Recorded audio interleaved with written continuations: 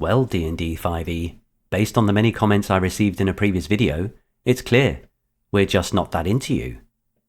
Hi, I'm BECMI Berserker, and welcome back to my channel. I thought I'd do a quick clip building on my previous 3 reasons for leaving 5e video, as I thought it would be worth letting you know the top 3 reasons you gave, the ones that really had you gritting your teeth, on top of the ones I already mentioned in my previous video, the ones that had you exiting 5e and looking for other systems. First, I wanted to say how encouraged I was by your responses. My issues with 5e were clearly not only in my head and widely shared. That was reassuring, so thank you. What was probably the most thought-provoking element to all of this was realising how many people are putting up with a system they don't fully enjoy, or have issues with, which is a shame when you think about it. The reason for this may be due to being restricted to what the majority of your group is playing, or it could even be the sheer brand power of D&D keeping players within the 5e ecosystem. My advice would be, if you're not happy, switch. There are plenty of other systems out there to try, and even plenty of other D&D systems.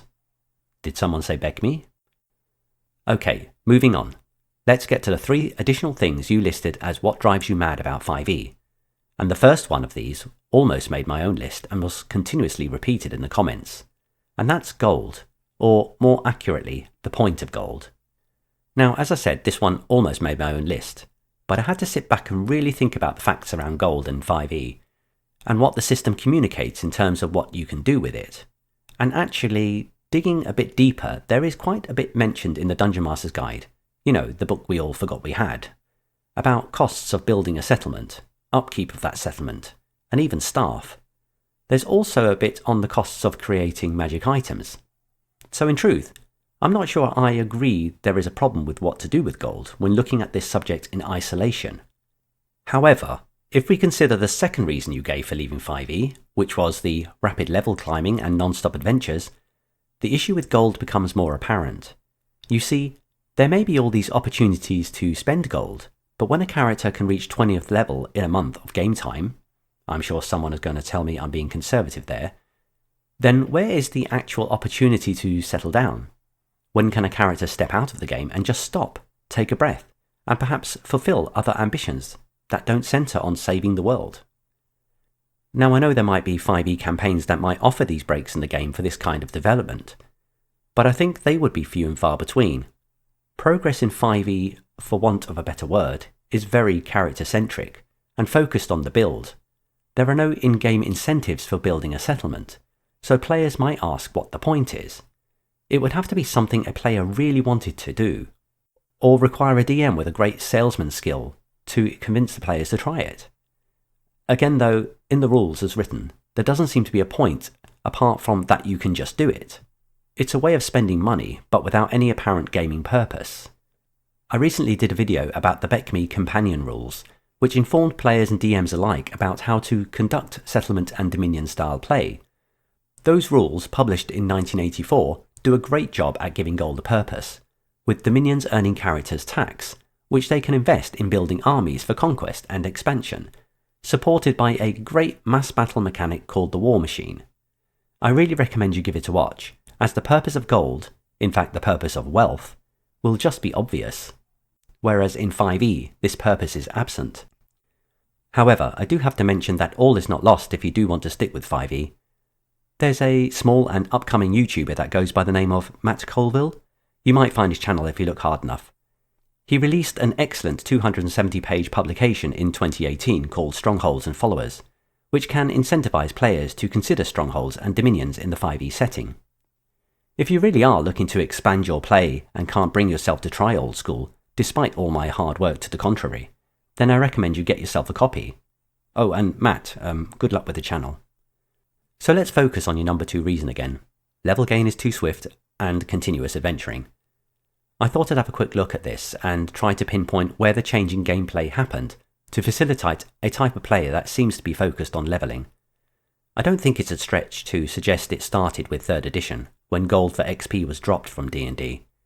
For those of you who don't know, before 3rd edition, gold acquired through adventuring counted as XP on a 1-to-1 basis. This encouraged more colourful solutions to scenarios than shock and awe tactics. With 3rd though, although it was about defeating monsters, I think it was the feats system that drove player and DM behaviour towards quick levelling. Many of the really sexy feats had prerequisite feats that had to be gained earlier, a system that might seem quite common in modern computer games. This actually taps into the psyche of a player always wanting the next thing. Levelling became more of a dopamine hit than ever. In addition, adventure publication began to facilitate this. Dungeon Magazine began a concept called adventure paths that were self-contained campaigns that took players all the way from 1st to 20th level. As a DM at the time, I remember thinking that these were great. I think Chris Perkins was editor at the time and released the Shackle City adventure path before moving on to Wizards. And it was set in a city called Cauldron built into an extinct caldera. Dungeon Magazine's Eric Mona carried this approach forward with the Age of Worms and Savage Tide adventure paths before Wizards cancelled the paper-based magazine, and the publisher of Dungeon Magazine, a small company called Paizo, had to diversify into another product. The rest is history, but the strategy remained the same, with rise of the Rune Lords for Pathfinder, etc., etc. The point I'm trying to make here is that the shift in focus with 3rd edition influenced adventure design, the effects of which is still being felt today with the release of adventure books that take you up to around 12th level at least. Perkins' impact on adventure design in the last 20 years is clear to see, and I'll be the first to say I've enjoyed much of this approach. But on reflection, we have lost the value of shorter, episodic scenarios within a common setting, which allow for players to really explore downtime as a valuable occurrence in the game and view it in a positive light, and perhaps spend lots of gold on building those castles and towers they have always been dreaming of. Right, so that's 1 and 2 out of the way. So what was the 3rd reason you gave for leaving 5th edition? Well, it closely links to number 2 and its overly powered superhero type characters. And I can't help but agree with this one. Characters feel superhuman, or super elf, super dwarf, whatever you want, from early levels. Forgive me while I reel off what's been said many times before. Nearly every class is a spellcaster, has dark vision, and has fantastic class and racial abilities that would have been considered extremely powerful in old school games. I'm thinking Second Wind and unlimited cantrips straight off the top of my head, so it wouldn't be hard to think of more. When everyone is special and amazing, it actually becomes ridiculous, and, in my opinion, completely breaks the ecosystem of the campaign, a subject I will be covering in a future video. It gets worse as characters climb levels, leading to what some describe as epic battles, but all I can picture in my mind is a Pokemon-type combat where each player lays down a card or ability before the next player does exactly the same. In fact, I've often felt that 5e is actually a card game. You play your melee card, your enemy plays their melee card, but also moves away. Now you have the chance to play your opportunity attack card. Nope, the enemy has the cunning action card, so you cannot play your opportunity attack card, but you may retain it as it is unplayed. Honestly, when you see it, you can't unsee it. These battles get more and more like superhero movies, the higher the characters are in level, with some tactics even taking advantage of death saves to make suicidal maneuvers because characters know they can be healed in the next round if their evasion ability, stroke card, doesn't work how they expect. I mean, how ridiculous is that? I'm going in. No, don't do it. I'll blast you with my fireball. Maybe. I'm depending on the fireball to take out the minions.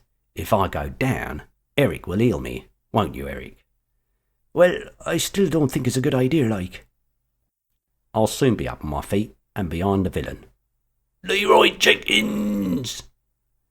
In short, 5e has made D&D far less of a medieval fantasy role-playing game these days and more a superhero setting, and I think that's affecting the ability of lots of players to connect with it.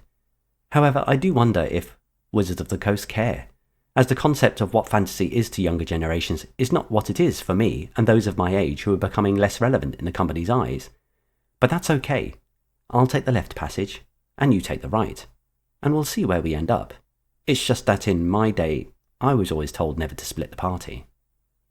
Well, I hope you enjoyed this walkthrough of the 3 top reasons you gave for leaving 5e. I thought it only fair to mention what you had brought up, and it really was thought-provoking for me. So, thank you again. Please like and subscribe if you enjoyed this video. About 85% of you don't subscribe, so please do if I've done enough to earn your future attention. Also, please consider supporting me further by buying me a coffee if you're able. It really helps encourage me to make more of this type of content. and also my content that is specifically focused on the BECMI version of the Dungeons & Dragons game. Thank you for watching. I'm BECMI Berserker, and I hope to see you back here soon.